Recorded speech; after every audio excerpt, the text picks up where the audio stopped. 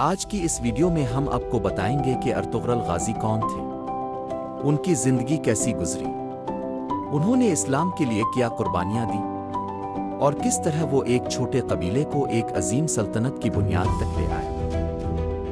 اسلامی تاریخ میں کئی عظیم سپاہی گزرے ہیں، لیکن جس نام نے صرف تلوار سے نہیں بلکہ ایمان، حوصلے اور عدل سے تاریخ کے دھارے کو موڑ دیا، وہ ہے ارطغرل غازی۔ ارطغرل نہ صرف ایک سپاہی تھے بلکہ وہ ایک ایسا لیڈر تھے جنہوں نے ایک ایسے وقت میں مسلمانوں کو اکٹھا کیا جب ہر طرف ظلم، بدامنی اور کفر کی الغار تھی۔ ارطغرل غازی کی پیدائش 1191 عیسوی کے آس پاس بتائی جاتی ہے۔ وہ کا قبیلے کے سردار سلیمان شاہ کے بیٹے تھے۔ کا قبیلہ ترک قبائل میں سب سے مضبوط اور وفادار قبیلہ سمجھا جاتا تھا، جو ہمیشہ حق و باطل کی جنگ میں حق کے ساتھ کھڑا رہا۔ ارطغرل نے بچپن ہی سے بہادری، صداقت اور اللہ پر کامل یقین کے سبق سیکھے۔ وقت کے ساتھ حالات بدلے، منگولوں کا ظلم بڑھنے لگا، صلیبی حملے عام ہو گئے، مسلمانوں کی خلافت کمزور ہو چکی تھی۔ ایسے میں ارطغرل نے قیادت سنبھالی۔ انہوں نے کا قبیلے کو ایمان، اتحاد اور جہاد کی راہ دکھائی۔ ایک واقعہ نے ان کی زندگی کا رخ بدل دیا۔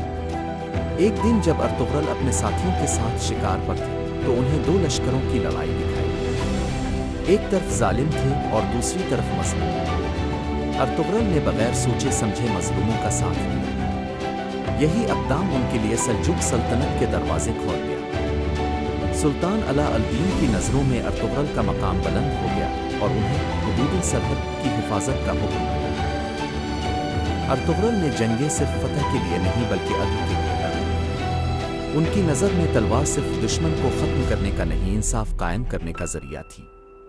انہوں نے کئی صلیبی قلعے فتح کیے، منگول سرداروں کو شکست دی اور ترکوں کو ایک پرچم تلے اکٹھا کیا۔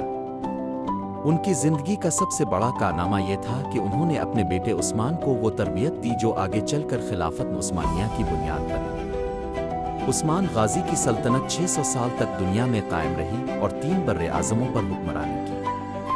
ارطغرل کی اہلیہ حلیمہ سلطان بھی ایک باوقار، دیندار اور وفادار خاتون تھی۔ ان کا کردار ارطغرل کی زندگی میں روشنی کا مینار تھا۔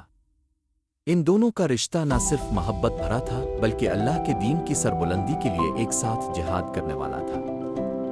ارطغرل غازی نے اپنی زندگی میں صرف 400 خیموں والے قبیلے کی سربراہی کی، لیکن ان کی سوچ، نیت اور قربانیوں نے اسے ایک ایسی سلطنت کا پیش خیمہ بنا دیا جس نے صدیوں تک اسلام کا پرچم بلند رکھا۔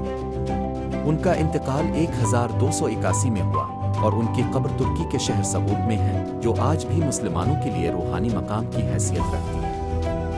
ارطغرل غازی کی زندگی ہمیں سکھاتی ہے کہ اگر نیت خالص ہو، ایمان پختہ ہو اور مقصد اللہ کی رضا ہو تو ایک معمولی انسان بھی تاریخ کا رخ بدل سکتا ہے۔